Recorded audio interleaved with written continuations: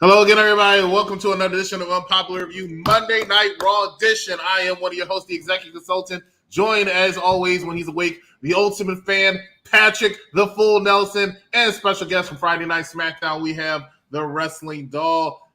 Hello, how are we doing this dark evening? I'm doing good. I had a good weekend. I watched it yesterday.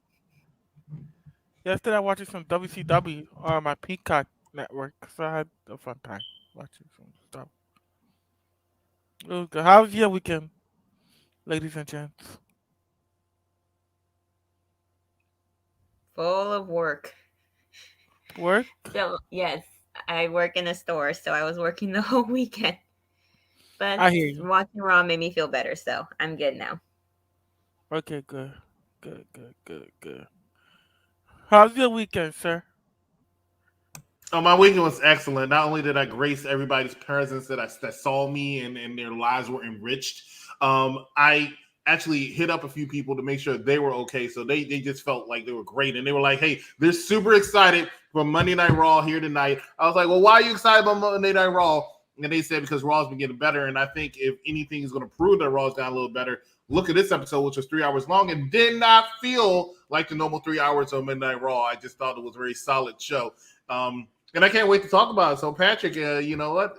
Let's start it a little bit differently this week. Let's have you lead and tell me what you saw in this first hour of Monday Night Raw. Go ahead. So the first match was ooh, damn. How did I forget it? Wait. Time out. Don't tell me. I wasn't going to. The first match was wait, wow. It just went blank. It was she just went blank already. I love it. It wasn't even a match. match? It was a segment. Drew McIntyre, former WWE champion, came out to the ring to talk about some bull crap about Crown Jewel next Thursday. Hey, ladies and gentlemen, can you believe a Crown Jewel is next Thursday? This is the first time Crown Jewel is happening. And I'm not hearing so much negative talk about it. You know, blood money, all this other stupid crap. Wrestling Doll, I know you're a little newer to the business, so you didn't get to experience all the hate the Crown Jewel gets because it's Saudi Arabia, but this time it's not as getting as much hate. However, at the same time, it is next Thursday. There's one more SmackDown, one more Raw before Crown Jewel. This segment was to hype up the Raw main event for it, which is for the WWE Heavyweight Championship of the World. Big E versus Drew McIntyre. Drew McIntyre talks his mess. Of course comes out Big E because, wait, how else are we going to do this, right?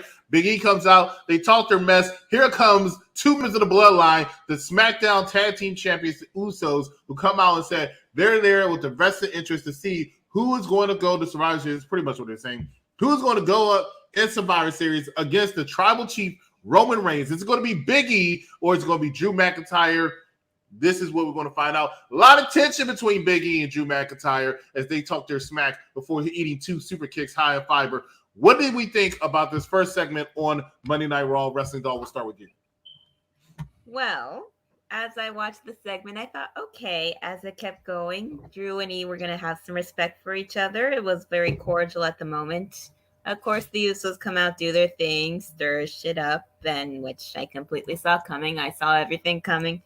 Them trying to turn them against each other. Because he's done this before with like Ray and his son Dominic before when they were tag team champions themselves. So it wasn't fully surprising, but it was entertaining. Do you see the smooching of your ass right now? Like, go back to the other comment. Can we look at that?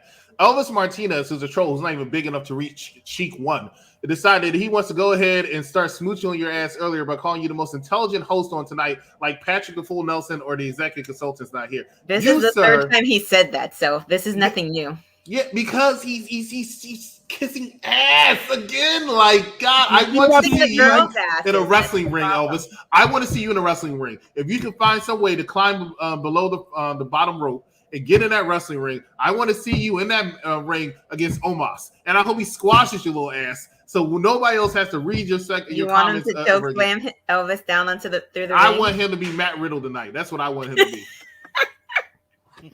Put another comment up. Acknowledge this episode was absolute garbage. The only thing that's garbage around here is that opinion because Raw was actually very good tonight. What is this guy? Is he an AEW mark? I don't understand. No, he watches what's that show? Hey Dave, what's that show that used to be TNA? Impact. You must watch Impact. What's another comment? Keep them coming. I thought that the first segment was pretty good. You and Patrick both. Patrick thought this segment was so good he couldn't even remember what happened. He thought it was a match that happened at the beginning. That was a good segment. Yeah, my bad. Really, Sorry. you're bad. Yeah, I think so. Go ahead. That was a good segment. I really liked the segment. It started off okay. At first, I thought that Drew was gonna turn on Big E at that moment. It looked like they had some beef with each other. But and why do you think that is, Mr. Nelson? Why do you think? Not because the reason why I think that because when Drew said that he accepted the challenge from the bloodline, Biggie kind of got a little bit upset. He gave him that look. He like, "What? How dare you speaking for me?" I kind of liked it. There he indeed, and you liked it, right? He about to put him in his place. Biggie gonna put somebody in their place. Are you liking Big E's championship run? It's a good change. He just got it. Let's see where it goes. He just got it. I agree.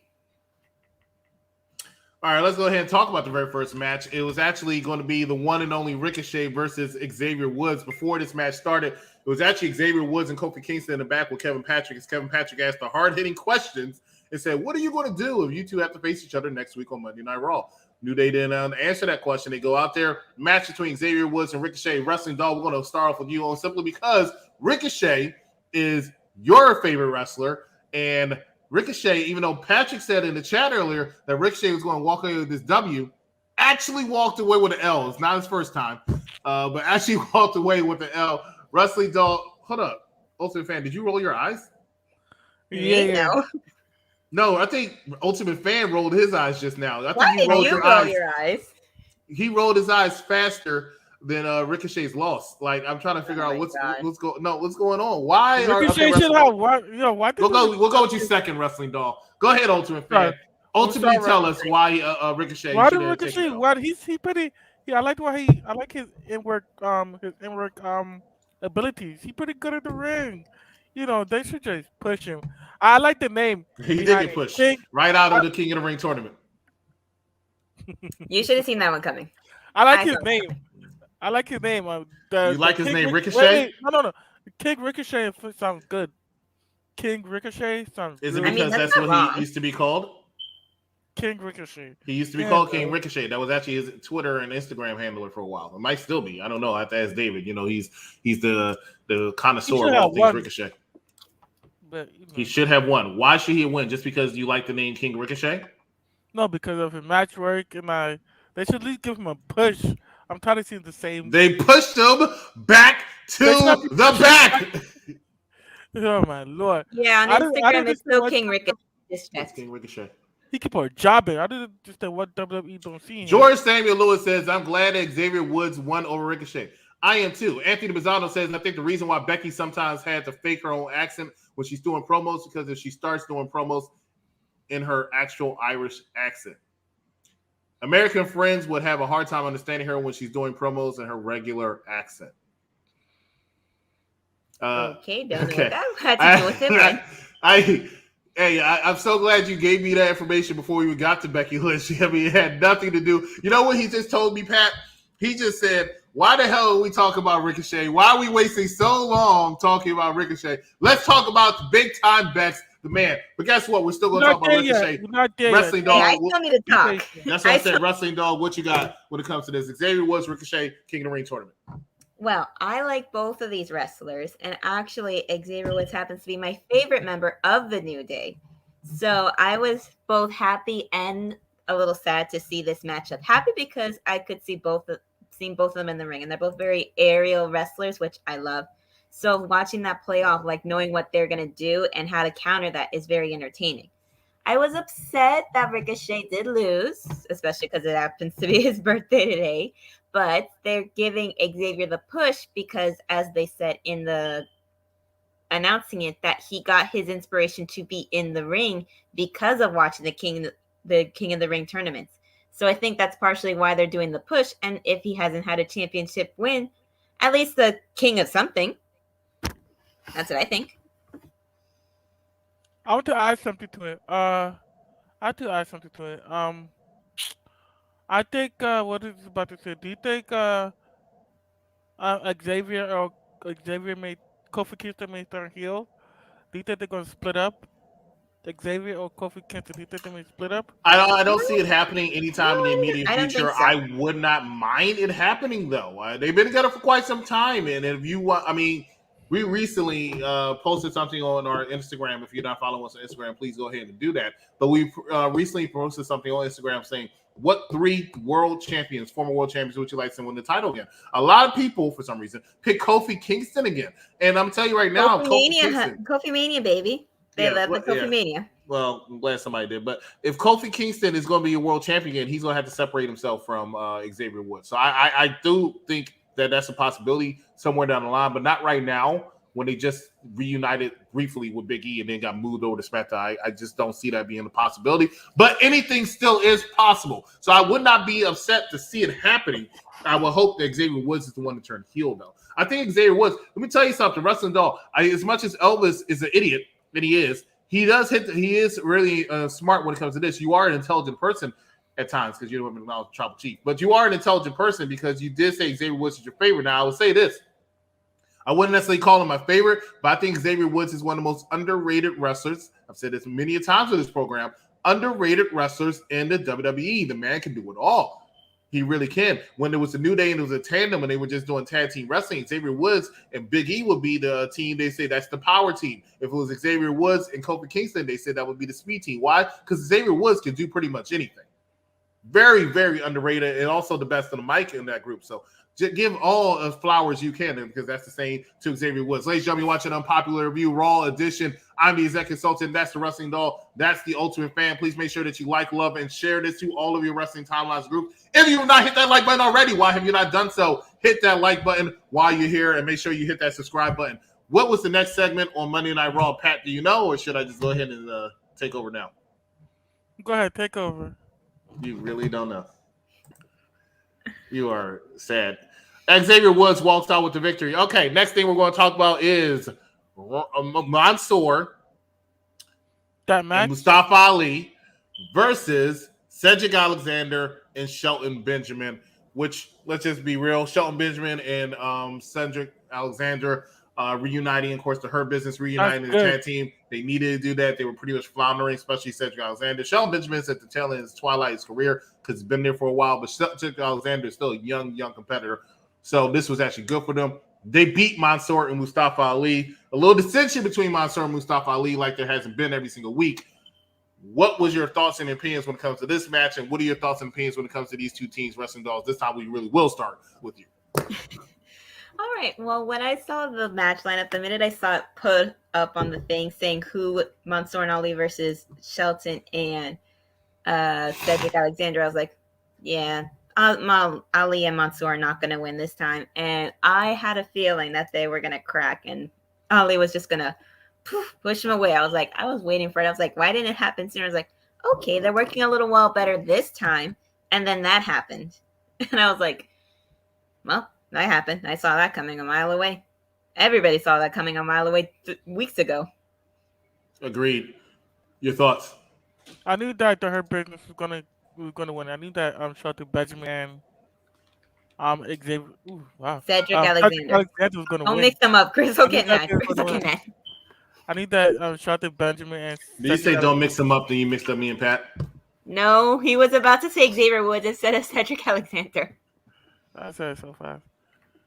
Yeah, that match it did what they had it to do. Chris will say it did what they had it to do. Oh, I would have said it did. I never said it did it what it had it to do. I would have said that. I would have said it did what it had to do. Oh, okay. But you got what he meant. Yeah. Don't do that. No, he did not know what he meant. He said it did what it had it to do. And it did what it had to do. Okay, there we go. Had to do.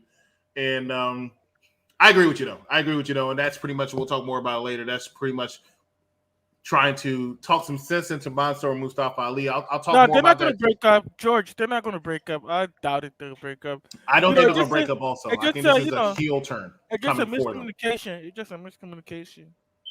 No, there was no miscommunication. I don't know what you're talking about with that. We can go right. We'll go right into it. The segment was Mansoor was getting talked to by Kevin Patrick, who was asking the hard-hitting questions tonight. And then Mustafa Ali came and attacked Mansoor and say, look, you're not listening. You know, it's like when I'm talking to you. You're not listening, right? So I got to beat some sense into you. And I'll do this next time I'm in the Bronx. But you got to beat some sense into him so you can get him to listen. You got to get him to think. You ever seen Omni-Man? That's what he's trying to get him to do, right? That's what the storyline is. He's making him think. It's going to be a heel turn for Mansoor. It's going to be Mansoor and Mustafa Ali getting that edge, getting that mean way about them so they can take L's as heels. Wrestling Doll. I can't picture my. Oh, go ahead. Ultimate Fan, you are quite attractive, I'm sure, but I don't think you're a Wrestling Doll. Well, Wrestling Doll, what you got? Well, I kind of thought Mustafa Ali was already kind of a heel in this sense, even though he was just trying to. Exactly. He was just trying to push Mansoor to do the best that he could and just focus, which is just get in the ring, do what you need to do, fight everybody. Don't be friends with them right away. Even if you want to, you can't when you're with him because it just goes downhill. So I don't think Mansoor is going to turn heel. I think they might have a match against each other. I could see that happening, potentially. I would like to see a match between them to show so Mansoor can show Ali how much he can do without him in his ear the whole time. I agree with you, Wrestling Doll. Let's hope it works out that way. Pat, any last thoughts on this? I don't see Mansoor going, to be honest, to piggyback off what you said, Wrestling Doll, I don't see Mansoor going heel. It's hard to see him going heel. No, they It's have so hard. No, it's not. No, it's not. It's not hard to see him going heel. He's floundering as a babyface. I want him on the release thing. Why are you talking about that, man? Mansoor's garbage. He's lucky to have a job. Okay, we already have one fanboy kind of heel, which is Austin Theory. We don't need another one right now. Yeah, Ultimate Fan. I like Austin Theory. Yeah, I like the way how you attacked Jeff Hardy last week. That was gold. All right, we'll talk about Jeff Hardy in a second. Yeah. When we come back, we're actually going to talk about the Queen of the Crown tournament or whatever they call it, but it's going to be Shayna Basler. Thank you. Shayna Basler versus somebody else who should be in the chopping block, which is Dana Brooke. We'll talk more about that. We're going to take a quick commercial break. Ladies and gentlemen, we'll be back in 60 seconds. Stay with us. You're watching Unpopular Review. Hit Row got called up from NXT to the main roster. Hit Row has not been a thing for very long. They just started. They were feuding with Legado del Fantasma. I feel like they all need a little bit more seasoning. I feel like even if you brought just one person up, I would pick Swerve out of all of them. Swerve is ready. Swerve is ready to be a champion. He's ready to be NXT champion. He's ready to be, an IC champion. He's just ready. But if you called up all of them, I don't know. Right? Tell me how you feel about this. I'm not sure how I feel about it. I'm not big on Hit Row. I mean, Swerve is the only one that I would have picked to gone up to either SmackDown or Raw because he's actually ready. I feel like the rest of them needed more time, especially B-Fab. She needs a lot more time. Right. She's only been in that ring two times? As my brother Anthony says all the time, you ride. Hero. Hey, I don't know what's up with these two, Stefan as well as Wrestling Doll here. Hit Row is going to be a force to be reckoned with on SmackDown. Swerve is a force to be reckoned with. The other three are not that good. I can't wait to see them on SmackDown. They're going to tear it up. They're going to be trending each and every single week. Hit Row was a steal for this draft for SmackDown, which needed it. Can't wait. Only thing I agree with you on, Wrestling Doll, B-Fab needs some work, and I like B-Fab a lot. I've seen her plenty of times down here in Orlando, but she does need some work on her wrestling skills, and I wish she didn't move so much when she's all that shit is so annoying. I'm surprised Charlotte Flair said that she wants to be Charlotte 2 belts, and what do you think about that? If you know Charlotte Flair for the past 6 years, I don't know how you're surprised by that she wants another championship. I've been in this 7 months, and I'm not surprised. This is the same woman who wasted a WrestleMania opportunity for a surefire victory over Rhea Ripley. I mean, like, come on. Like, that was the NXT Women's title. Nobody cares about that championship. All right. Elvis Martinez decides he wants to have some chapstick on again, but he says, Wrestling Doll, who is who? Once again, this is the guy who says he's so intelligent. Let's read this question again. Okay, you ready? Wrestling Doll, who is who favorite wrestler and why is it me? All right. So in case for the intelligent person in life, I'm not even going to say wrestling fan. For the intelligent person, put that comment up one more time. For the intelligent person, I want you to decipher this message. Wrestling Doll, Who is who favorite viewer and why is it me? If you know how to answer that question, Wrestling Doll, answer it. Okay, one, I don't have a favorite viewer. I don't pick favorites of the people that watch because everybody that watches are cool people. So I don't have a favorite. And even if I did have a favorite, Elvis, you are mean to everybody else on this podcast, and everybody here, even though I've only been with them for a little while, are like family to me already. So don't be mean, don't be disrespectful to any of them. So you are not my favorite by any means for any of that. Basically, let me translate. You are the weakest link. Suck out, man. Bam. Goodbye. Let's go ahead and talk about the next segment. What's going to be? Oh, I'm sorry, Pat. You wanted to say something? I have something to interject about Hit Row. I really think that I got surprised actually that they got called up way too soon, because I like the feud with between Hit Row and Legado de Fatisma. That's been going on longer than Seth Rollins and Rey Mysterio. I love that feud, especially when they already Carmen, especially when they already Electra to the mix. I'm like, oh shit, that's really great. If you watch 90s wrestling, there was a faction that used to wrestle against another faction because the factions broke up. It was called DOA versus the Nation of Domination, right? Or Los Boricuas versus Nation of Domination. I'll say Los Boricuas versus Nation of Domination because it more resembles that, right? You got all the black wrestlers facing all the Hispanic wrestlers. I don't need to see that, okay? We need to come together in America, okay? Send Hit Row up to SmackDown where and then send the Mysterios over to Raw, so we're not going to have that kind of turmoil. You should be ashamed of yourself. They're going to Raw, so they're not going to worry about Hit Row. Exactly. So we can't see all these minorities wrestling each other. You know what I'm saying? Let me tell you something. The New Day and Cedric Alexander and Shelton Benjamin, they were wrestling like every single week. All this black on black crime that was looking every single week on Raw. It was terrible. You know what I'm saying? Then I watch AEW. Black wrestling sells. Right, black wrestling sells. Yes. Black wrestling, you moves. David can't say anything, but it's like you got to pay attention to it. And then you watch AEW. You can't talk about this segment. We're talking about black wrestling. Stay over there.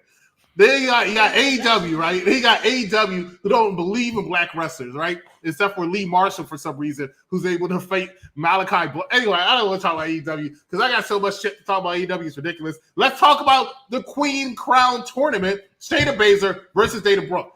But let me lead off by saying this. I saw the little meme. I talk about black wrestling. They were, women's wrestling. They only got 2 minutes and some odd seconds here. You only got a minute and some odd seconds here. And then Shayna Baszler versus Dana Brooke only got a minute and some odd seconds. You know why these wrestling matches only got 2 minutes and 1 minute? Look at the talent in the ring.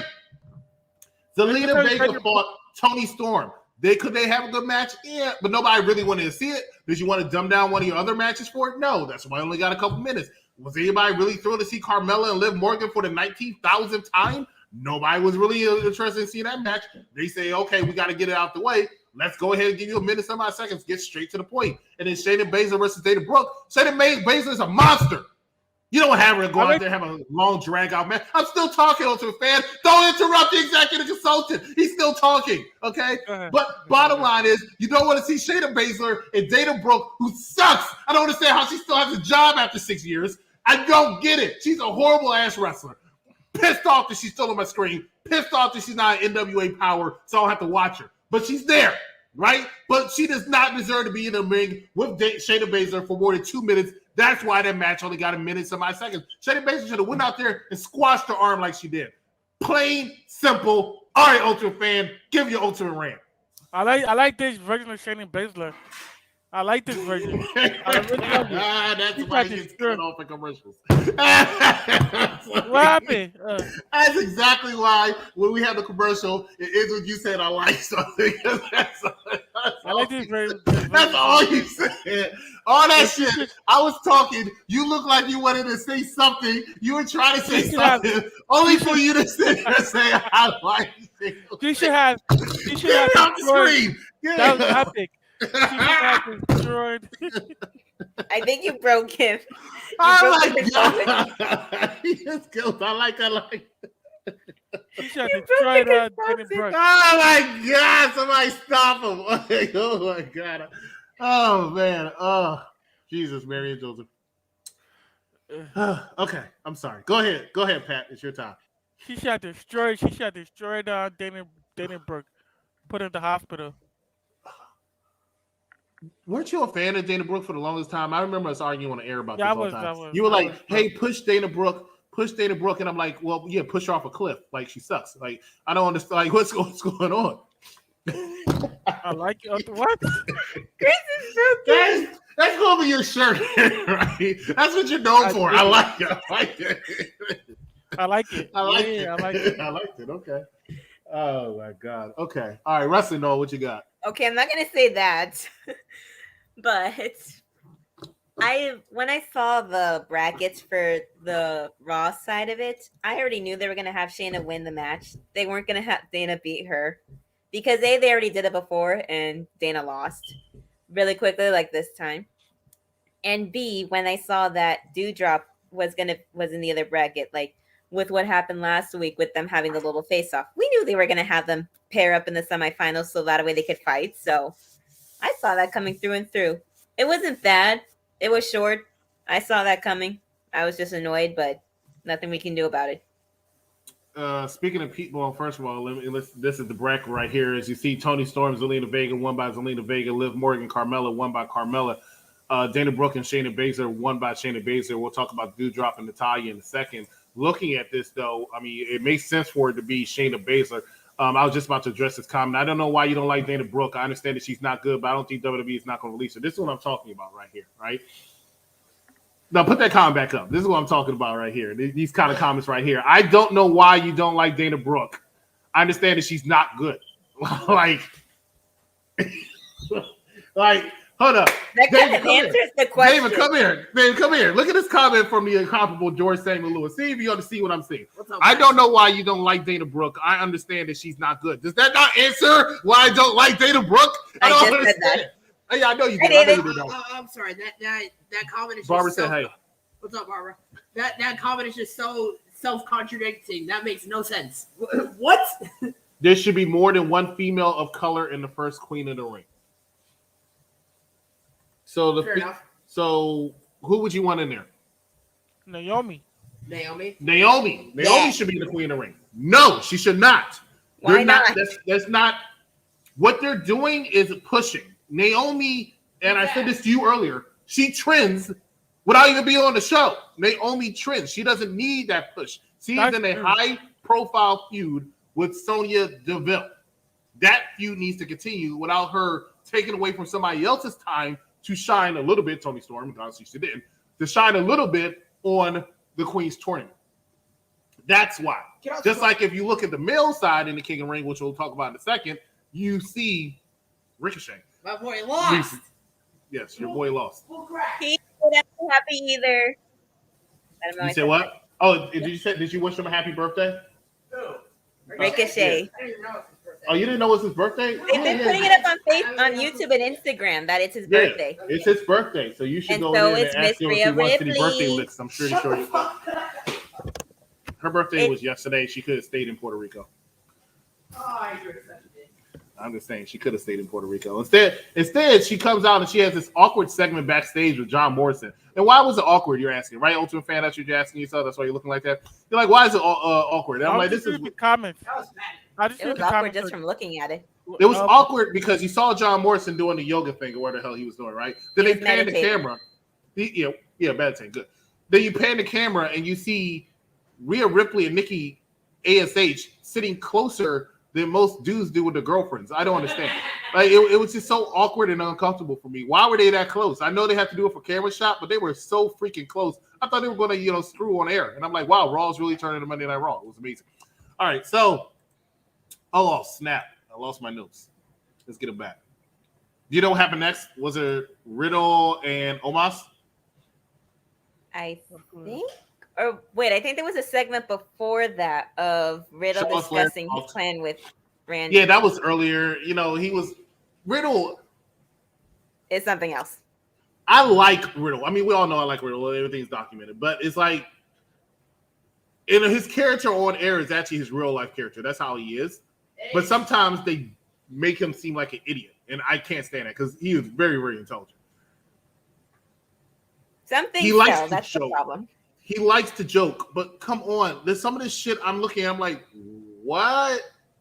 No. Like, He's like, come on, Randy. Oh, come on, let's get him. I'm like, no, it's not helping.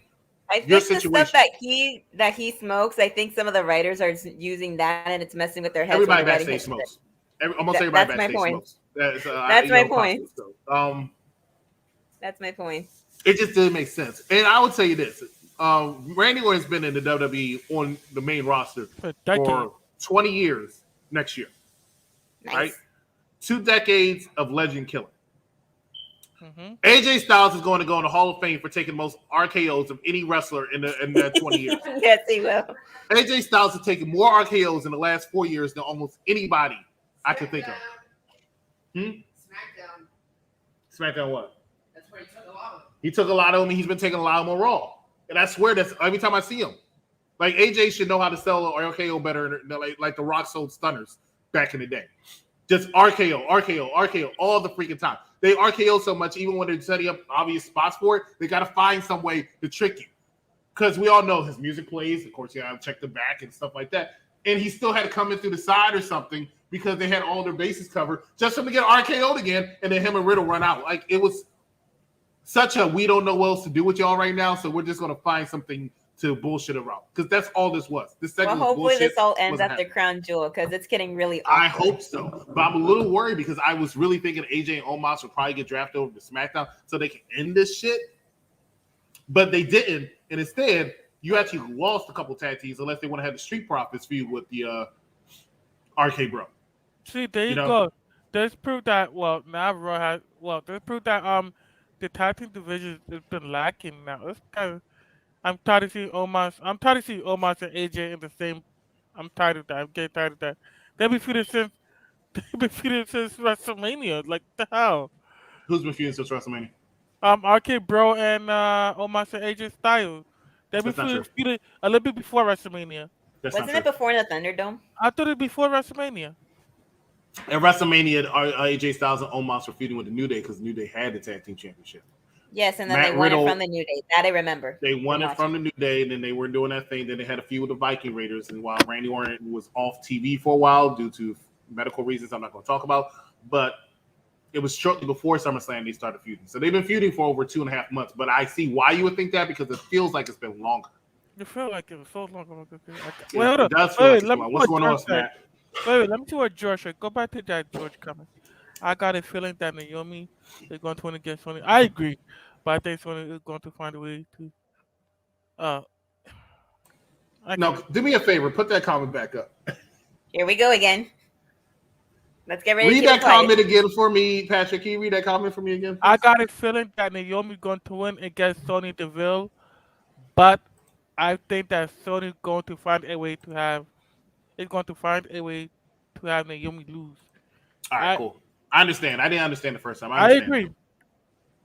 For a second, it looked like he was saying that he thinks Naomi's going to win, but he thinks that Sonya's going to find a way for Naomi to lose. That's why I thought it said it first. But he said I got a feeling, so that negates it. You lucked out there, George.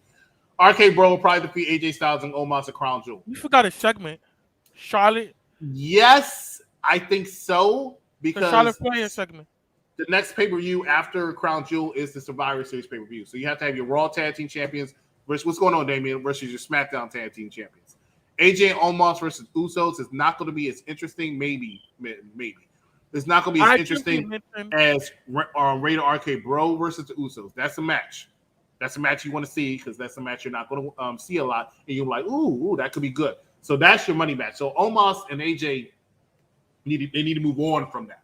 Everything now is going to happen. And WWE's been doing very good as far as the long-term story booking. What I mean by that is the fact that they actually already have set up, and you can see the C's where they have the pay-per-view after already in the works.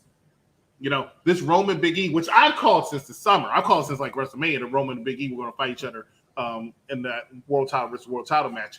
But that's going to be your match you want to have to. Why? Because it was easier to have Roman beat Big E at Survivor Series as opposed to Roman beating Bobby Lashley at Survivor Series. Even though Lashley would take L's, and unfortunately we'll talk about him in a second. He's probably going to take another L Crown Jewel. I'm sorry about that, bad guy champ, because I thought you said something about that. Wait, whoa. Waiting.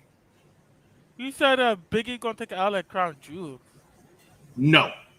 Bobby Lashley's going to take an L at Crown Jewel. Oh. He's going to lose to Goldberg. The way they're building it up right now, he's taking the L to Goldberg. Okay, let's not bring that up again. Last time we already had the discussion, and he's the only one who thinks that Lashley's going to win. Lashley's not going to win. But he also thought Ricochet. I don't agree with you, but I'm just repeating what you said. He is. I got faith in Lashley. How dare you? You're the only one. I think he's going to lose. Oh, well. I'm going to keep Lashley. Oh, well. How dare you, bro? How dare I indeed? Bobby Lashley's taking the L. They're setting it up. They constantly were talking about the fact that he did child abuse on the boy's kid. Right, even though he deserved it because he came in the ring and attacked him. He deserved it. Thank you. He did deserve it. I agree with you, but he deserved it. But they're constantly talking about it. Exactly. They're constantly talking about it, Luigi. They're constantly talking about it, and he's acting more and more like a heel over it, a chicken shit heel over it. And Goldberg's going out there, threatening murder. I really want to see who's going to be the first person. Let me tell you why. I'm going to name 3 wrestlers, and you tell me their legend status. Okay, we're going off topic a little bit, but hey, we can do that here. We're on Popular Review.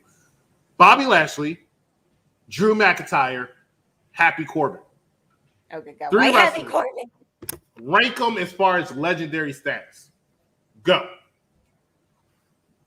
Bobby Lashley, Drew McIntyre, and Corbin. The last one. Go ahead, Wrestling Doll. How can I rank their legendariness if I don't even know much about it? I only know about Drew and a little bit of Lashley. I know nothing of Corbin. I should have said Bill Goldberg, but let me tell you why Corbin is number 1, right? Of course you think Corbin. Let me tell you why Corbin is number 1. Because Goldberg has gone around saying, I'm going to kill you. I'm going to kill you. And what's his face? Drew McIntyre goes around, pointing his sword at everybody like he's going to chop their head off. But only Corbin has thrown 2 people off the roof of a building and kept it moving, not caring whether or not they're going to die. We're talking about That's the guy that goes out and he backs up what he says. A sign of greatness is go out and do what you say you're going to do. This man threw Rey Mysterio off the roof, didn't go back, didn't look down. He just said, hey, they're dead. And then he went and did the same thing to Aleister Black. Messed up Aleister Black so much. Aleister Black's at AEW right now. Both of them lost their eye. Both of them lost their eye, too. That's why Seth Rollins was able to take their eyes out, or Buddy Murphy was able to take the eye out. It's simply because of the fact they were already salted up because they got thrown off the top of a tower by Happy Corbin. So there you go. There you go. Look, Patrick, even George wants you to accept that Lashley's going to lose. I ignore George. Shut up, George. No, George. Shut up, George. Shut up, George. Is that going to be the other shirt, Chris? Hey, yes, it is. Because I like it. I like it. Ladies and gentlemen, you're watching Unpopular Review. We're going to take another commercial break. We'll be right back. Stay with us. Unpopular Review. Raquel's basically saying that Mandy is not going to be the one to take her out and that she is used to the odds being against her and she's going to fight. Now, Toxic Attraction comes out. I love them. I'm sorry. I just love them. Mandy, I feel like very similar to her skills. Perfect. Yes. Give her the title. I don't care. Yeah, I said it. Give her the title. I said it. Jay Run is really, really good. Kind of like Finn Balor. So I think you hit the nail right on the head. I think she was floundering a little bit when she was in her last run on Raw, being with Dana Brooke. I know they tried, and I know some people liked it, but I was never a fan. One, because I'm not a fan of Dana Brooke. I don't know how she had a job for her this time, but I've never been a fan of Dana Brooke. And Mandy, who was actually doing well with SmackDown for a while, even before turning face against Sonya Deville, but she and Sonya, I thought, were a good tag team. Mm-hmm. She was losing a lot of it, and this has been a resurgence. So I want to bring up something, right? When I first was watching that commercial, it was like 45 seconds of Cap talking, and I was like, okay, playing the part of Patrick Nelson is going to be Chris. And then Chris started saying something. And when Chris started saying something, I heard what he said, right? I don't understand how Dana Brooke got a job that long either, Chris. You make perfect sense, man. You're such an intelligent guy. Such an intelligent guy. Nothing. I'm going to add on to that. Mandy Rose just there to job to other wrestlers. She just there to be utilized as practice. She's just there to be a jobber. That's my feeling. That's what my person. Not necessarily. If That's how I she's feel. won once or twice while she's been in NXT. The most popular thing in NXT right now, there's quite a few popular things. NXT 2.0 is doing pretty good. Are you going tomorrow? Are you going tomorrow? Are you going tomorrow? Me? Yeah, I'm going tomorrow. Yeah, but you also correct. Good. You're correct on this. Matter of fact, Patrick, aren't you going to be here next week? The week after. This week after you're going? Okay, fine. But Huh? Yo, are you gonna get him the ticket? I will send you the link. Uh, You have to sign. We're talking about this on air. Okay. So you have to sign up for NXT, and then they're going to send you the thing, and then you'll go. And I'll go that week. Okay. So Alright, that's cool. the week after next week. So Sign me up. Wrestling Doll and I both will be there. So there you Alright, go. I might be there too. Dave will be there too. There you go. That's for Halloween Havoc. Halloween Havoc. I'm out. Right. Oh, so we gotta do Halloween that. We gotta do that soon because I think Halloween Havoc they might actually. Because let me tell you something. NXT does not sell out that little small arena anymore. They don't. I don't know why. It's free, but they don't. But Halloween Havoc, I guarantee they will. So I gotta make sure we sign up immediately right away. So I might just do it for you, Wrestling Doll, if you don't get the email. Yeah, okay, thanks. All right. Same thing with Pat. Do for me. Huh? Yeah, clearly. Do for me. All right, Patrick Nelson going to lose. What was I talking about? Wait, thoughts on Coach Gruden stepping down as the coach of the Raiders? My thoughts is every single Thursday we do the football edition of Unpopular Review. Tune in there and they'll talk about Gruden stepping down. Thank you very much. Matter of fact, you should go watch the episode now. Just go off. All right, so what were we talking about? You may forget it. Let's talk about Jeff. Dana Brooke. Yes, Dana Brooke. My God, man. Like she sucks, And how she has a job still. How does she have a job?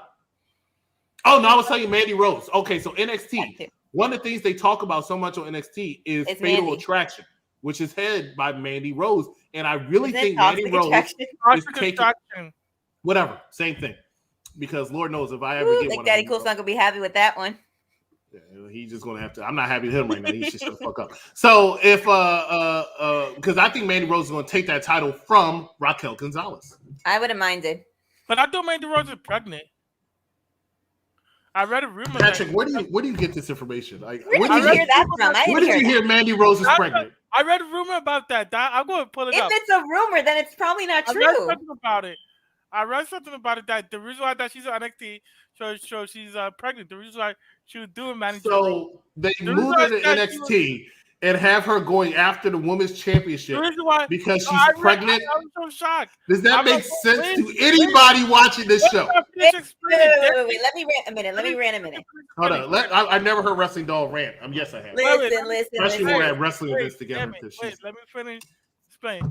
I read that the reason why Mandy Rose was sent to NXT was for one, because she's gonna be managing those Gigi and I can't remember the other lady's name. JC Jane, thank you. I heard that she's gonna be managing them. I read that. Yeah, I read that she's gonna be managing them. And also because she was pregnant, that's what I read. Like that was a couple of months ago. I'm like, okay, wait, why is she wrestling now? Maybe she had a miscarriage or something like that. I'm like, wait, why is she wrestling? This does not add up. So I'm like, okay. I read that she was pregnant somewhere. If I could pull up the article, I'll pull it up to you.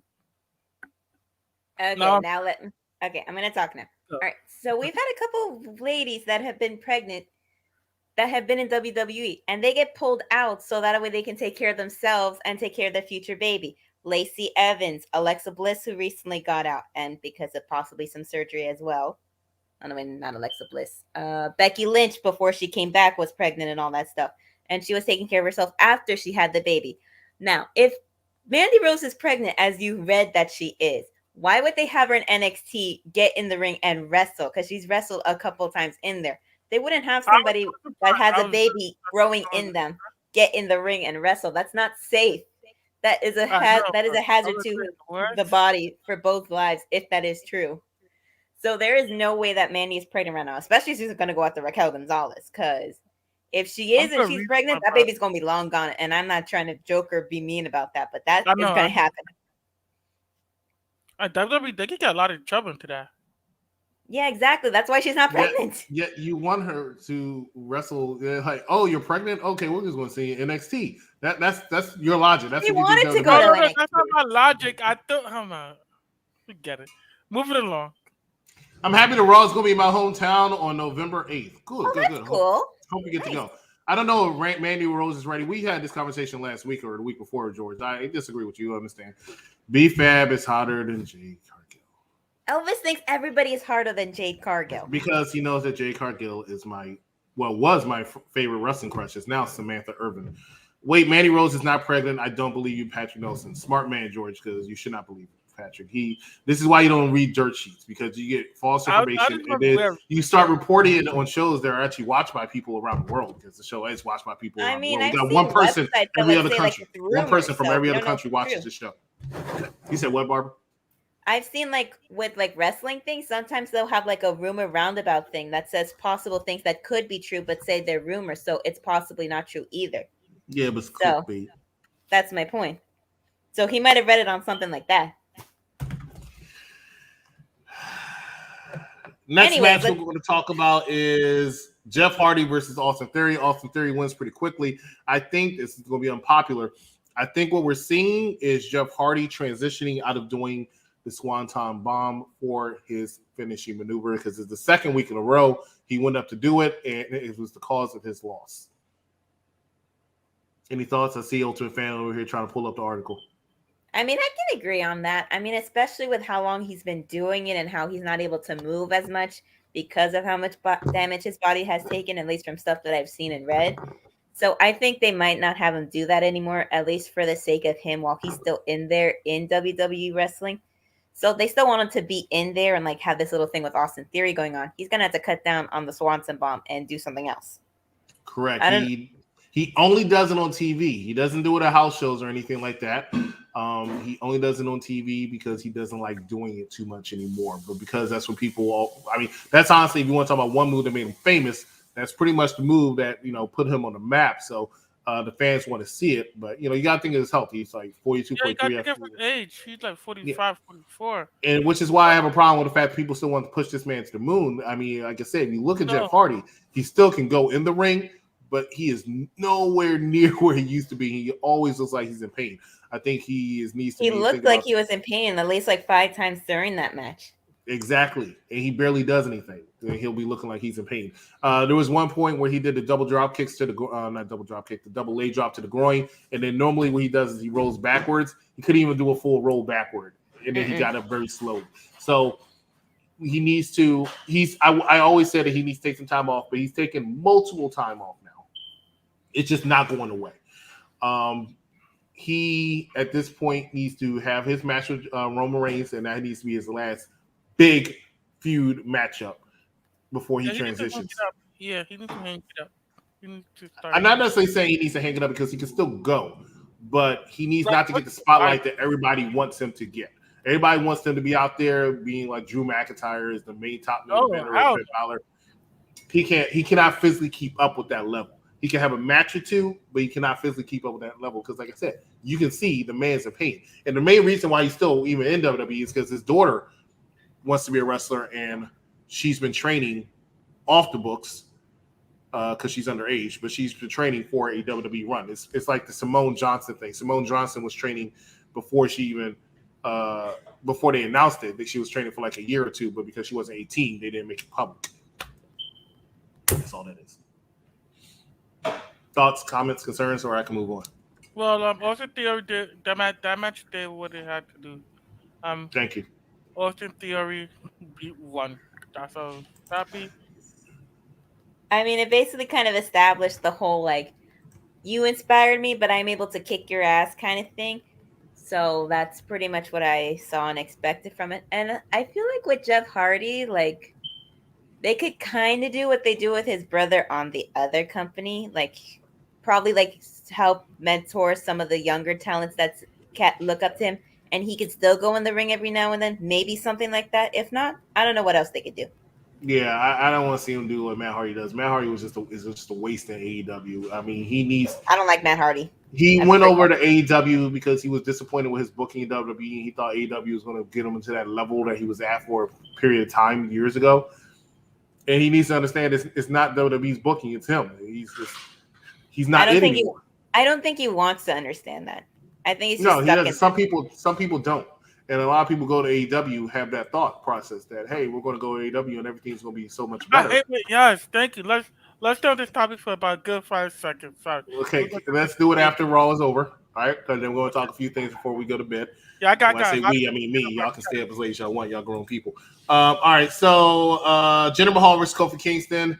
Kofi Kingston takes the L. Jinder Mahal is going to advance. I don't have the graphic. I thought I did. I don't have the graphic for the King of the Ring tournament, but right now, as it stands, your final four is Sami Zayn versus Finn Balor to face the winner of Jinder Mahal and Xavier Woods. Now, a lot of people said Xavier Woods was the favorite. Clearly, when you look at it, it's actually going to be Finn Balor is going to be the heavy favorite, right? And it's looking like it's going to be Finn Balor versus Jinder Mahal in the finals of Crown Jewel. Your thoughts, your opinions. Do you think I'm right? Do you think I'm wrong? Do you have a difference of opinion? What do you think? We'll start with you, Ultimate Fan, because you look like you just chomping at the bit to say something. Demon King sounds good though. That sounds like a Demon King. Demon King, correction. Demon King sounds real good. I ain't gonna hold you. But I was glad that Jinder Mahal got the W. You know, I was glad that he won. I was glad that that match was good. You liked it? Yes, because Jinder Mahal came out with the W. He needed a W. He was waiting for you to say it so we could laugh again. I'm just trying to figure out, like, he's a big fan of Jinder Mahal's WWE World Championship run. Now, he's the only one. I was, yeah. Yeah, he was the only one, which is why the ratings went down. But hey, mind if I join in? Because you guys seem like y'all having a good time talking about this match and whatnot. So I just wanted to join in. You waited quite a while, so. I'm so excited about it, and everyone liked this match. I mean, Jinder Mahal against Kofi Kingston. I think that was like the thing I actually really got the chance to catch on Raw. If I can have 2 minutes to just run my mouth here, because I know the Ultimate Fan, you liked it. The Wrestling Dog, I know you don't mind me getting the floor, and the executive consultant, he can't tell me anything. So, I mean, you have this match. It is what it is. I felt like there was a missed opportunity here between Kofi Kingston and Xavier Woods, because they were even teasing it in the beginning where, once again, what's this guy's name? He asks these hard-hitting questions. I don't Kevin Patrick. Yeah, Kevin Question. He keeps asking these hard-hitting questions where he goes, he asked the same question. He's always full of questions. He's like the fucking Riddler. So he has these questions. He has a bunch of questions. What would happen here? And they go, whoo, whoo, whoo, whoo, whoo, whoo. And, you know, we have this thing where Jinder Mahal wins. I guess they just had to have a heel win this and have it where babyface against heel. But I just think there was a good opportunity to have New Day, which you don't even have to split them up. I mean, you just don't have to. But that could have been that really cool. What happens here if, you know, stablemates go against each other? Executive consultant, you were shaking your head here. I understand why you said that. I do see the logic, but at the same time, it kind of poses a threat if they're not going to feud after, because it's always going to have that looming thought over the head, like, okay, Xavier Woods is better because he beat Kofi Kingston, even though technically everybody would think that because Kofi is the former world champion and Xavier Woods, a lot of people see him as world championship material. But still, there's always that thought, like, oh, he beat him, oh, he beat him, oh, he beat him. Even if they don't try to say it on air, they're going to always say that on one of these shows or on Twitter or something. So I think to avoid that, just don't have them wrestle. But and it will also make it better for when they finally do have a real feud. That's interesting, because I think that could still be like a seed planted. You could slowly have plant the seed of doing that. Because that's a good point. I get what you mean by that. That's valid. That's valid as hell. But I also think can you move that camera up, Barbara, so I'll have to see your shirt. Thank you. You'll live. I'm only wearing it because it was her birthday. At least it was yesterday. Why do you? I just need to hear you say it on air. But why do you steal people's joy? What? Because I don't know. She hasn't ever said why she likes stealing people's joy. No, not you, Wrestling Doll. I mean, there's actually a consultant. No, she steals people wrestling joy. You need to go to a wrestling event with her. You'll see. But I just think you could slowly start planting the seeds to that. I mean, I think it's just mad because I don't like everybody he likes. I like the people who are good. I like the Corey Graves to my Byron Saxton. I always say that. I like stuff. But yeah, I think that you can slowly build that. But it is what it is. I mean, you know, Jinder Mahal, I don't see him winning this at all. I mean, I just feel like he's just a body in this tournament to begin with. I think it's a possibility. Any of these, really? Unlike the women, where it's just clearly going to be Shayna Basler. I really do think it's a possibility. I can write a story for any one of these 4 individuals to win that King of the Ring, whether it be Finn Balor, who really doesn't need it, but they might want to do it because he took that loss to Roman Reigns. Now, even though he's going to Raw, and in my opinion, even though Raw's going to be super stacked, I think he's going to be the number one babyface outside of Big E. He's going to be the number one babyface on Monday Night Raw, in my opinion. But if he wins the King of the Ring, that kind of like counters the fact that he did take the loss, no matter how Foolishly, he took that loss to Roman Reigns, so he'll win the King of the Ring. But I can also see Sami Zayn, who will be a great heel King of the Ring, and such an obnoxious one, kind of like King Corbin was. Even though I thought King Corbin was a great King of the Ring for the first year, I think it just lasted too long. When you talk about Jinder Mahal, I saw when he sat on the throne. It actually would go with his gimmick, and then he can get back to some of that level that he had when he did win the WWE World Championship. Even though, like I said, he was a terrible champion, but he can get back to that level where people might actually start taking him a little bit more seriously than right now. Because right now, I look at him as a jobber. He always loses to me. Even with Veer and Shanky in his corner, he's always losing to me. So if he gets that, it might take him to that level. And then, of course, Xavier Woods, I think he does deserve a comeuppance for all the hard work that he's put in over the years, and the fact that he's a really solid competitor. So I can't really tell you who I think is going to win yet. I think the smart money is Finn Balor. If I was a betting man, I would put Finn Balor, but would not be surprised if any of these individuals win. I would love to see Sami Zayn win. And I think people saying that he is going to AEW, him and Kevin Owens are going to AEW in January. I think Kevin Owens is a possibility. Not saying he is for sure, but I think Kevin Owens is a possibility. I'm like 40% sure he is going 40%. I think he's actually milking it. When everybody say he's looking miserable when he comes out, I think he's somewhat doing that on purpose to make people start talking about it and thinking it. And he could be using this as a money tactic. I don't know. He's smart. But, and he knows it gets him a lot of like you said, people start talking about that stuff. So when people see him doing it, it's like, oh, he's counting down the days. I don't know for sure. Like, you're right. That's something I would say, like, I don't know for sure. I mean, if he shows up in AEW, I'm like, oh, well, I guess I can't be surprised. Correct. You mentioned something about Sammy being King of the Ring, which is actually really intriguing because I think Finn got this. I think Finn got this easily. But Sammy would be actually really because he does such a great job with his heel work. He's a great heel. The thing is, I've always heard this. So they go into Saudi Arabia, right? I think there's a problem there because I don't think he ever actually. Good. He can't go to Saudi Arabia. He doesn't go to Saudi Arabia. He's not. I don't see him going anywhere. And that was smart. I didn't even think about that. Yeah, so that's the only problem. But if they wasn't, I would sit here and say you might have a point there because Sammy would be hilarious. I mean, I didn't even think about that. Yeah, it's cool. Like, I mean, you're not always right. It's okay. That's not true. I usually am right. Ain't that right, Patrick? No. No, wait, that was the best answer you said all night. I started to add on. I really don't. I doubt that Kevin Owens will go to AEW. I doubt that. You were holding on to that for a while. You were just being polite while everybody was talking, just so you could say that one line. Wait. The reason why AEW is so stacked, where they going to fit Kevin Owens?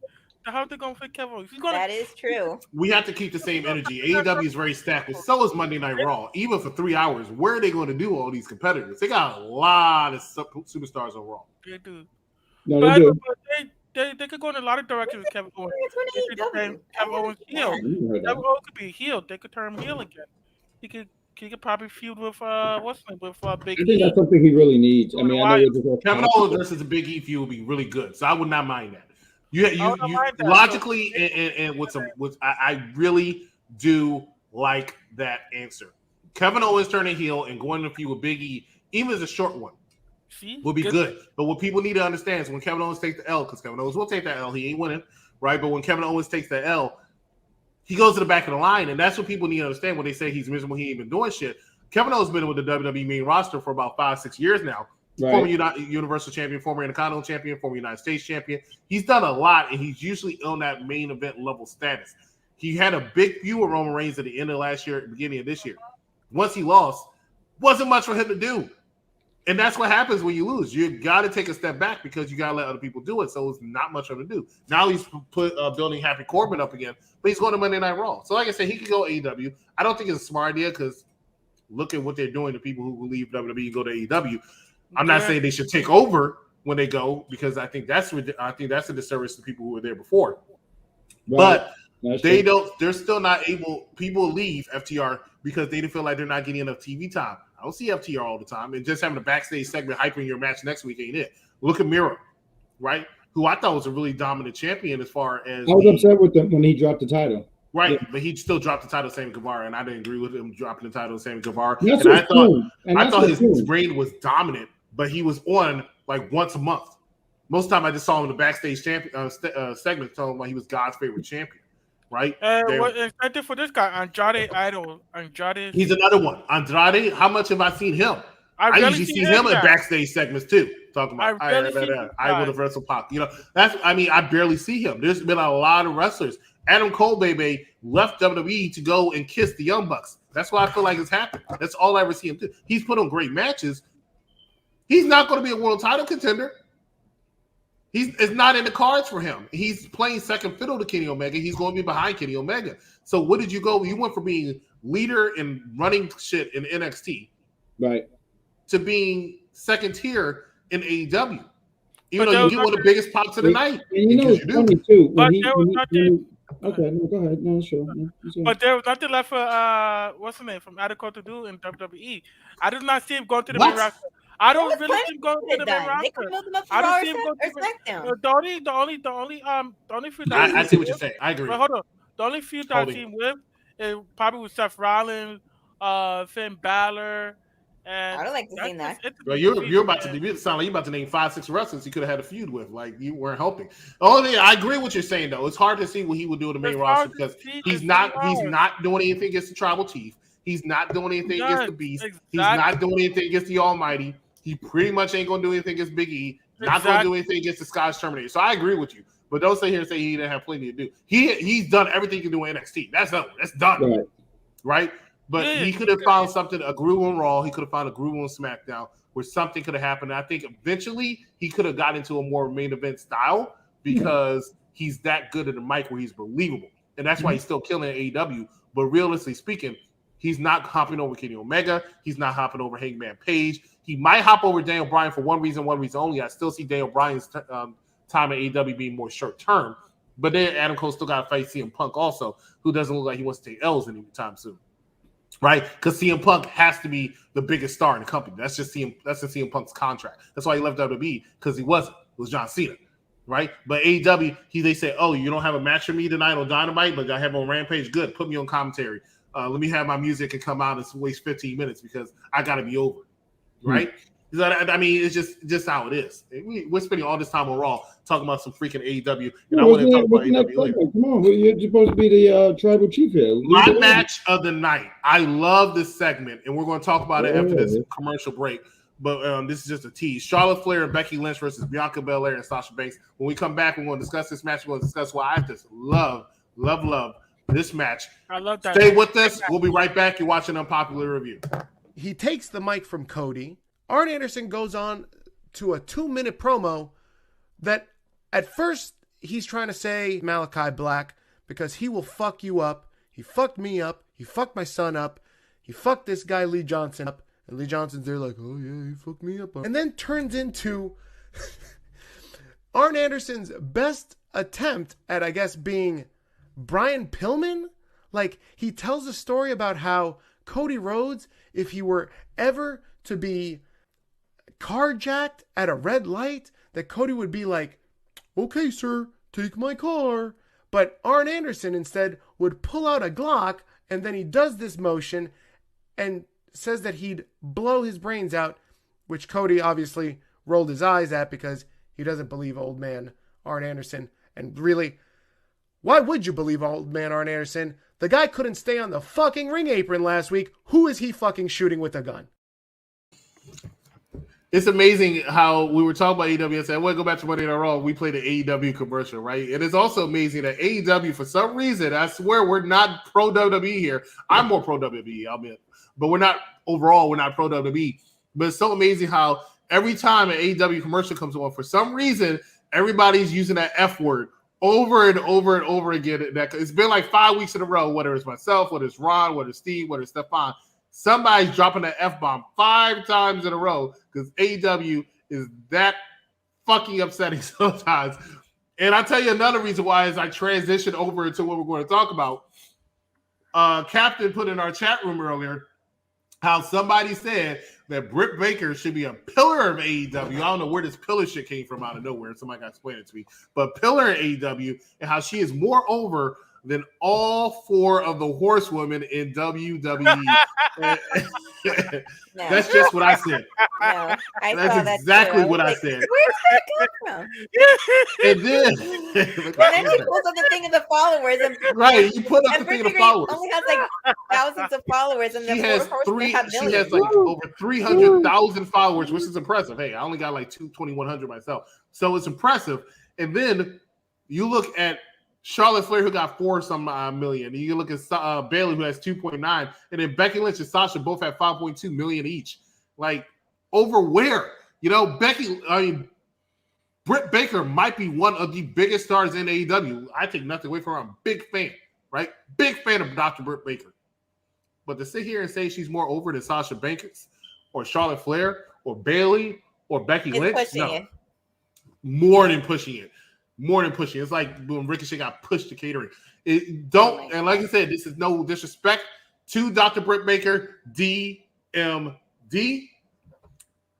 No. No. But speaking of the 4 horsewomen, 3 of them were in this match. Charlotte Flair. Yeah, we'll see. I don't know, Ruben. I don't know. We're talking about that, Elvis. You won't be a part of it, though, because you have terrible connection.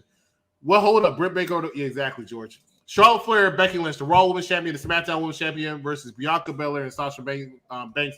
2 sets of main events for WrestleMania in this match, and they had old school promos, and I love the fact that WWE brought back these old school promos where it's just them in the background without a microphone, without an interviewer, without Kevin Patrick there or Kayla Braxton, and just cutting a promo on somebody. Old school, felt it, loved it, and it feels natural to do it that way.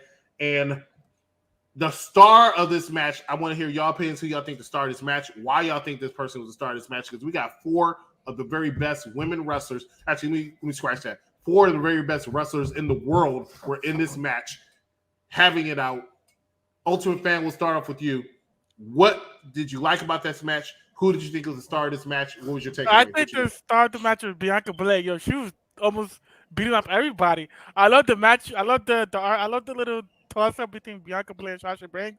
I like when Sasha Banks, she literally yanked Bianca Belair by her hand, just drag her to the ring post. I'm like, oh shit, this is getting this. I love everything about it. I love the fight, the fist fight that broke out outside the ring. Especially, what's his name? Adam Pearce. He had to stop it. It was getting out of hand. I love everything about it. I'm like, damn, why he had to stop it? Let them fight. Let them fight. I like I like when Charlotte and Becky were fighting. I like this is interesting. This is interesting. I was jumping out of my chair.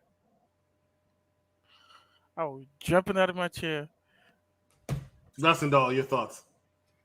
Well, he might have loved that part. I kind of found it personally kind of annoying. I find it kind of overused when they make girls like all petty and stuff. I get it. 3 of them are Becky's trying to maintain her title. Bianca and Sasha are trying to get the title away from her. Okay. Put it aside for 2 seconds and just focus on wrestling each other in the match. The only thing, and I want them to hear this, I'm going to give props to Charlotte because for a while, she just stayed out of it, like showing, hey, I'm already a champion. I don't need to worry about what they're doing, at least for the moment. So I gave her props for that, and then, no surprise, she started attacking everybody. The match was good. It was the longest women's match of the night, so I gave it props for that. The women's matches are starting to get shorter and shorter, which I'm finding unbelievably ridiculous, and I'm getting annoyed. And heck, even the women's talent are getting annoyed by it too. I just hope that they don't do that for much longer, because there are people that like watching the women more. The women definitely kill it in the ring. The situation is they only focus. I felt like WWE does this. They focus on the 4 horsewomen a lot. The woman that they like to focus on outside of 4 horsewomen is usually Alexa Bliss. Now, that being said, as I was having this conversation with the technician earlier, there's this woman I see that they have so much faith in my opinion. I think they're looking at pushing her as the female version of John Cena. And what I mean by that, they think this woman has a good look, they think she's very marketable, and they think she caters very well to kids. And she's good on the promo. Not John Cena level like on the promo, but still able to cut a decent promo. And that is Bianca Belair, who I do agree with Patrick was the star of this match. Not because she stood tall in the ring, that was obviously Becky Lynch. But Listen to the names: Charlotte Flair, Becky Lynch, Sasha Banks, who's certified boss. You know, The blueprint. Bianca Belair. Yeah, the blueprint. Bianca Belair, and she's in that conversation. When she got moved over to SmackDown last year, I said it was not about the Street Profits when they did that switch to the tag team titles.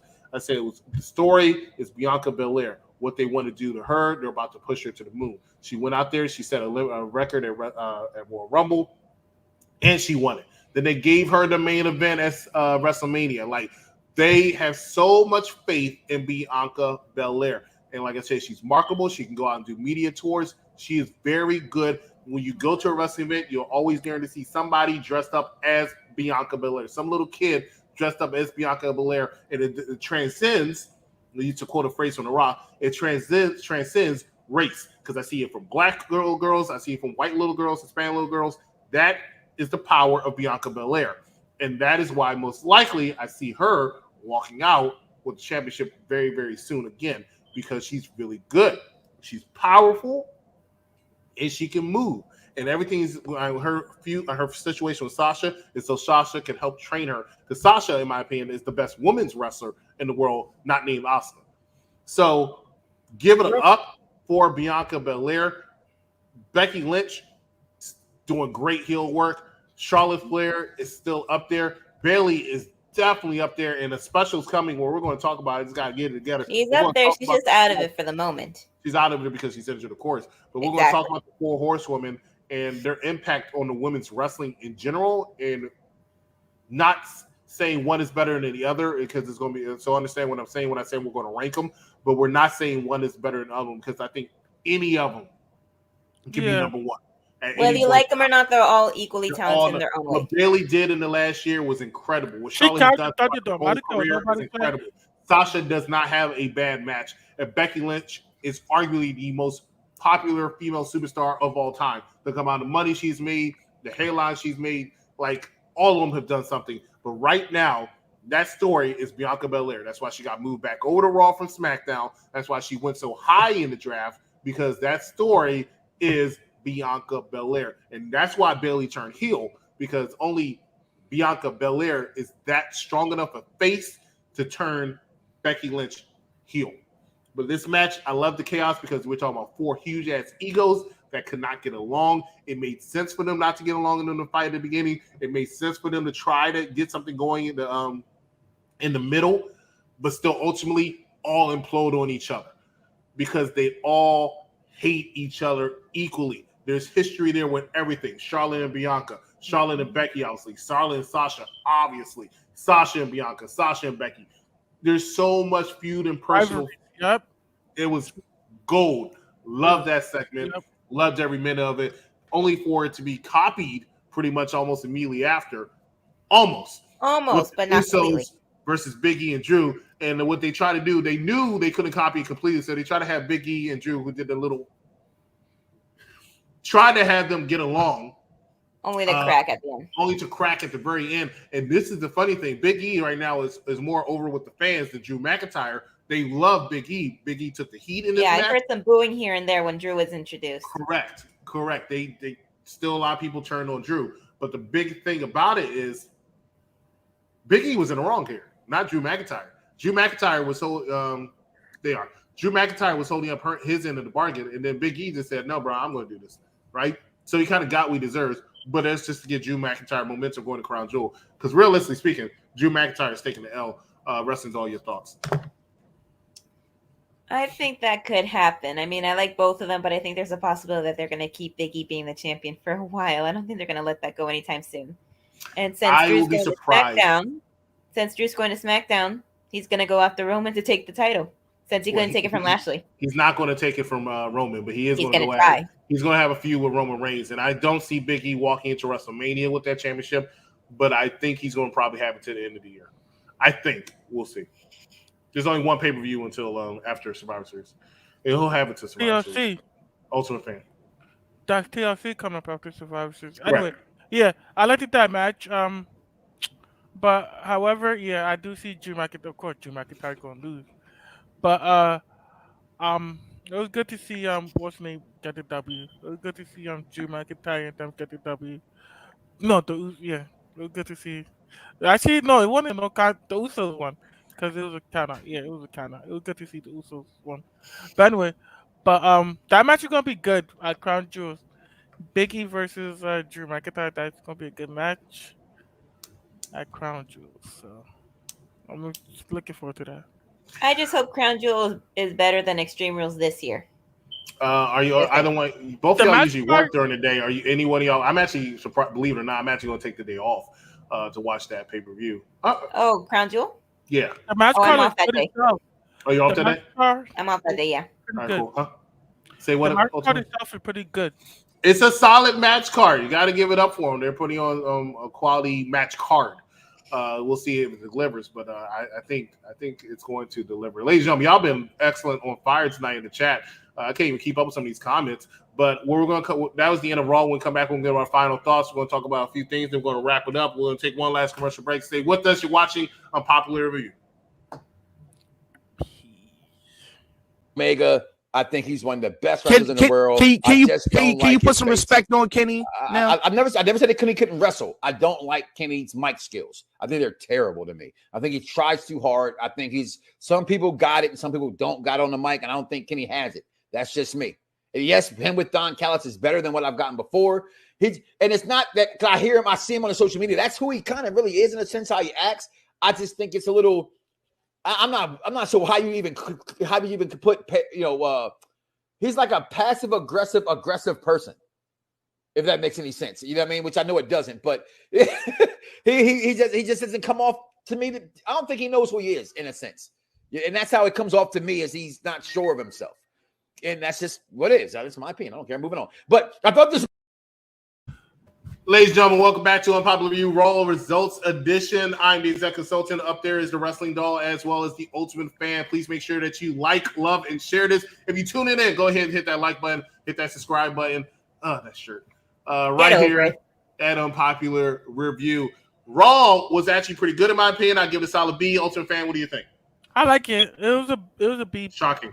B plus. B. Wrestling Doll, what do you think? I liked it a lot. I liked it about as much as last week and the week before. It's been stacking up pretty good. I think I'd give it a solid A-. A-. That's pretty high praise. Someone for Wrestling Doll, she's usually a hater. I am not. Try to catch up on some of these comments right here before we transition on to other things. And that is Batman 901. Batman 901, yeah, you can tell WWE really like Bianca Belair. Exactly what I'm saying. I like that name too, Batman. Raw was good. I give it a solid B. B for better than it has been. But that Hell in a Cell between Seth Rollins versus Edge is going to be awesome. I can't wait to see it. Plus, they're both on Raw. I am so looking forward to that. I hope that feud ends. I think that Big E will have the WWE Championship for a while, but I think that Lashley could get back at it at some point. The only problem with Rollins doing over to Raw is, unfortunately, you're not going to see that Rollins versus Reigns match that a lot of people were clamoring for.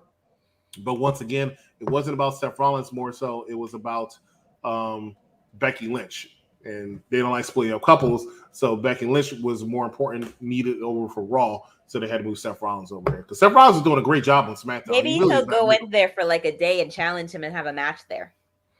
I mean, they've done stuff like that before. There's no point. If they're not going to have a feud with it, then they might as well just let it go. Well, you never know what could happen. They teased it though. Like I said, I think this was a last minute decision because they really knew that Becky Lynch needed to be on Raw in that women's division. I would have kept all the 4 horsewomen on one show and had like a strong baby face over there with them, just because you never had the 4 horsewomen on one show, and I would have had all the up and coming superstars on Raw, the women's superstars on Raw, and maybe then they can get the push that they need. Because Carmella was doing a great job this time last year when she came back. I thought she was like really had a lot of stuff going for her. But ever since she lost Reginald, I don't know what happened. She's been going downhill. Yeah, it's like she really needed it. But then I wish that Reginald would get back with her because I have no idea why I have to watch him flipping all the time on the 24/7. Like I'm sick of it. I'm sick of seeing him come down and being changed. Like he's just a younger R-Truth with it. Except for he can do more flips. And I see him do the same little side flip all the time, everywhere now. Like he pauses, and I'm like, he's about to flip again. He's about to fucking flip again. Like I already know what he's gonna do. Y'all can't see he's about to flip over this guy. You can't see he's about to flip onto the damn floor. Like, come on. Do you see Seth Rollins challenging for the WWE Championship against Big E? Yeah. Yes. I not only see him challenging Big E for the WWE Championship, I actually see him beating Big E for the WWE Championship.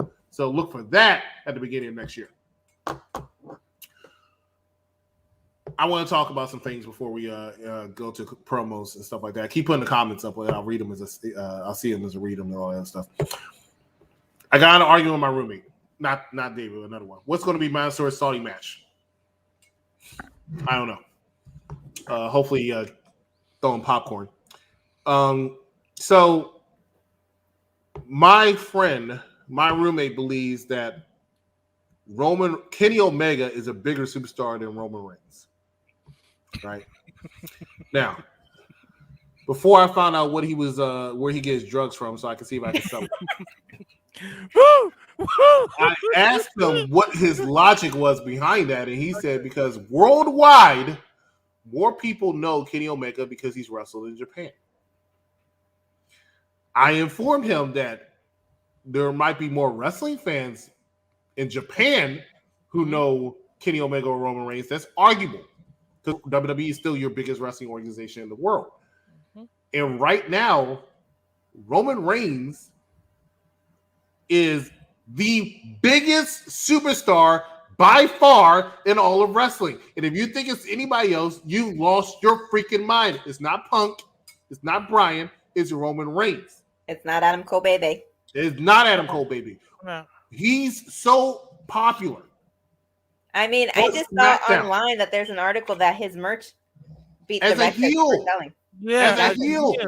Never happened before. There were a lot of wrestlers who never wanted to turn heel because their merchandise does not sell as well, so they don't make as much money as a heel. I got like 2 of Roman Reigns shirts. Because his shirts are all good. I got when you go to a wrestling pay-per-view or a wrestling show, you can probably test it as Ultimate Fan because I know you went recently.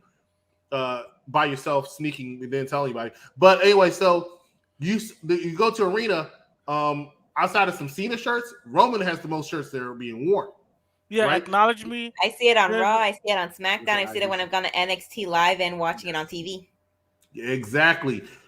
Roman Reigns gets babyface reactions now. His SmackDown reaction was actually a babyface reaction, right? But he's still a heel. He's still a heel, but he gets. I think when he was at MSG, he said "acknowledge me," and everybody started chanting Roman. Yes. Like it's like almost to the point. It's actually kind of scary because it's almost to the point where they might have to be forced to turn on babyface, and I don't want that because he's such a great heel. I mean, if it wasn't for him, Becky wouldn't have wanted to turn heel in the first place. And not only that, that might be another reason why Becky wants to go to Raw because she can't overtake Roman Reigns as far as being the most important superstar. She was number one in the company for a little while, but right now, nobody's touching Roman Reigns. And as much as you have your elite in AEW and a Dynamite, you can have Kenny Omega, you can have Young Bucks in the ring. If Roman Reigns' music hits, everybody will forget that Kenny Omega and the Young Bucks are in the ring. If Roman and the Bloodline came out, that would be the dream match. So everybody would be like, are you freaking kidding me? That's Roman Reigns and Kenny Omega. That moves your needle. And I'll wrap up with this part as far as my portion of this. What makes Roman Reigns better is because I said it. He's clearly your number one wrestler. Damn. There you go. There's your Dr. Britt Baker. He's clearly your number one wrestler in WWE. He is your top guy. If you said name your biggest superstars in WWE, Roman Reigns is in your top 3, bar none. Should be number 1, but nobody can say make a debate for him not being in the top 3. Kenny Omega is not even the top 3 superstar in AEW. That is my point. He's arguably the top 3, but I can make an argument that there are 3 superstars above him, and that is CM Punk, Daniel Bryan, and Dr. Britt Baker. In my opinion, are all more over than Kenny Omega. That could be true. Because when I went to AEW Dynamite in Queen, the amount of reaction that CM Punk got, it was like a huge standing ovation. It was like a big ass pop. It was like, man, people were just jammed to the song and stuff like that. And to piggyback off what you said, Chris, I don't think WWE is gonna be forced to change Roman Reigns heel, I don't think WWE is gonna be forced to change Roman Reigns as a face. I don't think they're gonna be forced to do that because he's doing great as a heel, If they change him as a face, that would be stupid. That would be like delete. That would be stupid. That could be dumb. But yeah, I like. Yeah, he is. Every shirt that you see at a wrestling event, they always have the acknowledge me shirt. I have someone wearing the Bloodline Uso shirt. I got that shirt. The Bloodline Uso shirt. It's in my drawer. Bloodline's a popular shirt. Bloodline's a popular shirt. I got that You know shirt. what? I can't believe I'm about to say this. I even feel like this run right now has made the Usos even better. Like, they know how to work a crowd even more than they were always a great tag team. Don't get me wrong, but I feel like they know how to work. Anytime you can go in a ring and all you do is hold up a number one sign and everybody reacts more than if you did a super kick, you know you're over. Roman Reigns barely does, especially when he's in a tag team match, barely done shit. But he gets tagged, he can step in the ring, he can do a small ass clothesline, just hold up number one, place goes crazy. Every time. Wrestling, all your thoughts. Yeah, when I first got into it and I saw matches, like I could familiarize myself with Roman's face and like seeing him in the ring. I've seen stuff for AEW. I had never seen Kenny Omega. So when they put up like the commercials for like their game and stuff and he would pop in, I had no idea who he was. I still hardly don't know a thing about Kenny Omega. I don't watch him in the ring. I honestly don't want to watch Kenny Omega in the ring, even though he might be good. But I'd rather watch Roman over Kenny Omega any day. Is the presence. All right, ladies and gentlemen, thanks so much for watching us tonight. Please make sure you join us every single Monday at 6 o'clock for Around the Blocks with Mike Knotts, starring Mike Knotts as well as Z the Silent. This is for the intelligent wrestling fans, so hi for y'all. Elvis can't watch. Immediately after Monday Night Raw, you're going to join myself as well as the Ultimate Fan right back here for Monday Night Raw review. And like I said, Raw's been on the upswing, and they are really pushing for the hard brand split that happens 2 weeks from today.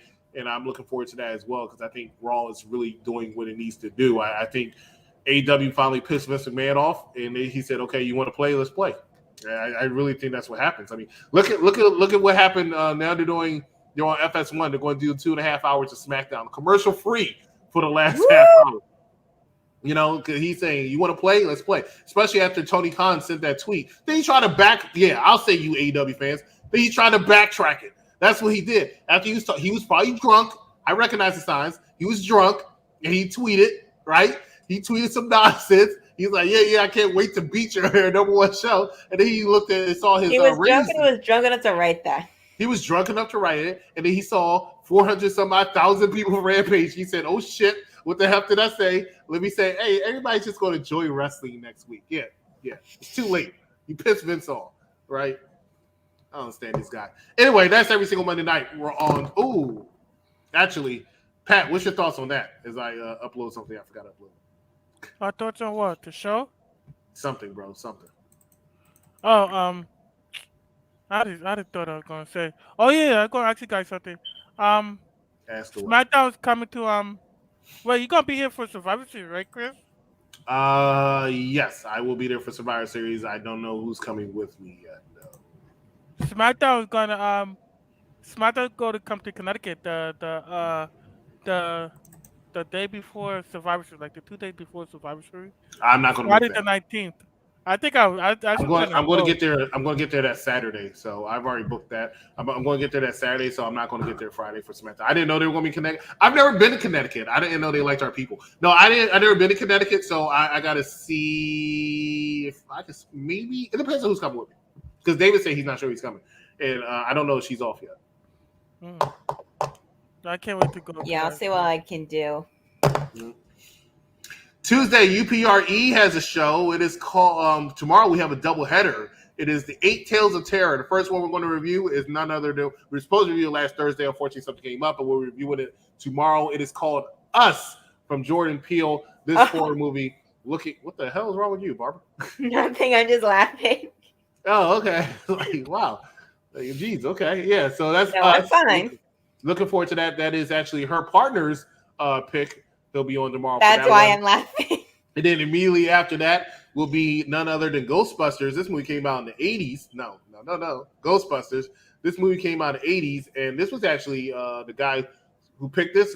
This movie came out before he was even born, and that is the technician David Sanderson, who'll be joining us for this one. Ghostbusters. Looking forward to that. Actually, it's right on time because it's the sequel for that. Comes out in a couple months there. On Thursday, we have See the Superior's pick, which is going to be Halloween Town. I'm just going to talk about it now. Skip it. But Thursday is going to be Halloween Town. Looking forward to that one because C, for some reason, likes torturing me because I have no idea why I have to watch this shitty ass movie. I like Halloween Town. You know, but half the crew don't like horror movies, so you know we have to do this stupid shit. You know, Halloween Town. Tuesdays immediately after UPRE and immediately after NXT, we have Bad Guy Champ as well as the Captain reviewing NXT. NXT. Sorry, go ahead.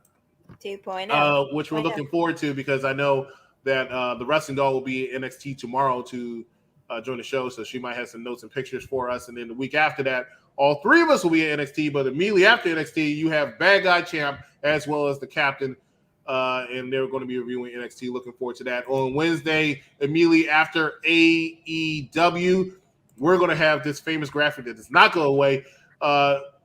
Big Daddy Cool, and it's supposed to be the technician, Davis Anderson, but I have a feeling he's not going to be able to make it. So filling in for him will be the band's back together. It looks like I'm stepping in, and I will be on Wednesday for AEW. So expect to hear more F-bombs for that one. Already talked about Thursday. Also, immediately after the challenge, Spies, Lies, and Allies, Captain Shakespeare, as well as Mike Knox. On Friday, Unpopular Review returns immediately after SmackDown with the SmackDown edition of Unpopular Review, which is starring the Wrestling Doll right here, as well as the administrator. You know they don't see you wave, right? I don't care. The administrator, Stefan Duviella. Looking forward to that. And, of course, the correspondence with In Cat We Trust. We have Captain Shakespeare joining Katrina Storm for an episode of Dark Side of the Ring. Iconics, the inspiration are going to impact. It's good for them. I'm happy to see they both have jobs. I think Billie Kay is amazing. I was really sad to see her go, but her wrestling skills were not really there. But she was very entertaining. Speaking of entertaining, anybody like Dewdrop? I do. She's good. And she kind of like Dewdrop. Her music's a little catchy, and I think she's very charismatic. And I think her being on Raw after she takes this L to Shayna next week, I think that she actually has a future on Raw coming up. So we'll see how that goes. But Raw is stacked. I have a question. What do you guys think about Parker Bordeaux's debut last week? Yeah. I don't like it. I think it was actually a smart move. I could take him a little bit more seriously now. And you look? Yeah, because he looks more like his own person as opposed to just some goofball trying to be somebody that he's not. You know, Lesnar-like. Now he can try to focus on being Parker. And I think that's better for him. Okay. Anything else? No. Ladies and gentlemen, thank you so much for watching this here on Popular Review. Once again, if you have not hit that like button already, go ahead and hit that like button. We want you to hit that like button. It's very, very good. It's very, very important. Also hit that share, hit that subscribe. So for the Ultimate Fan, for Wrestling Doll, I am the Executive Consultant. We will see you right here tomorrow for some NXT. Have a good night.